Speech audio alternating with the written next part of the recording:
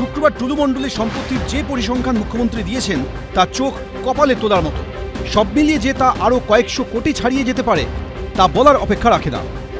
মুখ্যমন্ত্রী জানিয়েছেন সব মিলিয়ে টুলু মণ্ডলের 21টি সম্পত্তি, জমি জায়গার পরিমাণ 300 বিঘা, 7টি বড় বাড়ি, ফার্ম হাউস, অডি, বিএমডব্লিউ সহ 243টি গাড়ি, জোড়া পেট্রোল পাম্প, ইটভাটা, পার্কিং লট, তিনটে পাথর খাদান, ক্রাশার, কি নেই। গোল্ড অর্নামেন্ট 268 গ্রাম, 400 সিলভার 400 গ্রাম, প্লাটিনাম জুয়েলারি অ্যারাউন্ড 23 গ্রাম, 3 ক্যাশ কাউন্টিং মেশিন পাওয়া গেছে, 1 computer, 2 pen drives, 1 CPU and several documents like road challan, DCR, money receipt, checkbook.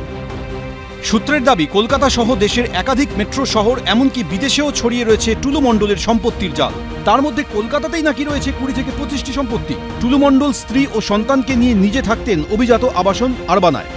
এছাড়াও সল্টলেক, নিউটাউন, বাগুইয়াটি, প্রিন্স আনোয়ার শাহ রোড, বেলেঘাটা সহ কলকাতায় বিভিন্ন এলাকায় রয়েছে নামে বেনামে একাধিক ফ্ল্যাট। নিউটাউনের আকাঙ্ক্ষা মোড়ের কাছেই রয়েছে টুলু মণ্ডলের নিজস্ব অফিস বলেও সূত্রের দাবি। যা এখন পর্যন্ত আপনি দেখেছেন তা কিছুই নয়, অতএব এখন অনেক বাকি আছে। তৃণমূল যে কত কেলেঙ্কারি করেছে, পাথর থেকে শুরু করে, বালি থেকে, কয়লা থেকে শুরু করে কি না করেছে। অতএব এক টুলু মণ্ডল দেখেই শুধু অবাক হবেন না, আরও বহু টুলু মণ্ডল আছে। অতএব সেই কারণে টুলু মণ্ডলেরও এখনো শেষ হয়নি, বাকি যারা আছে তাদেরও কাজ সমাপ্ত হয়নি। আরও অনেক এই জাতীয় তৃণমূল কংগ্রেসের যারা তোলাবাজ, কাটমানিখোর, তাদের নাম আরও আপনারা আগামী দিন দেখতে পাবেন।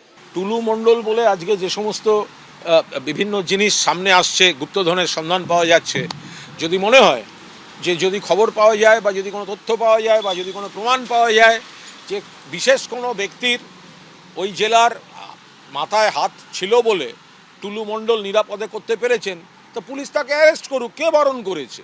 কিন্তু আমরা শুধু বারবার বলছি যে বীরভূমের সব দলের বেশ কিছু নেতাকে কিন্তু এই তদন্তের আওতায় রাখতে হবে।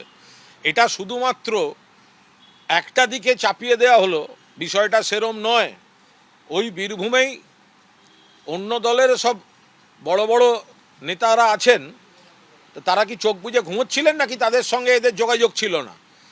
তো যোগাযোগ ছিল কি ছিল না, এদের বিশেষ কয়েকজনকে যাদের সম্পর্কে নানা রকম তথ্য শোনা যায়, তো তাদেরকে এই তদন্তের আওতায় অবশ্যই রাখতে হবে।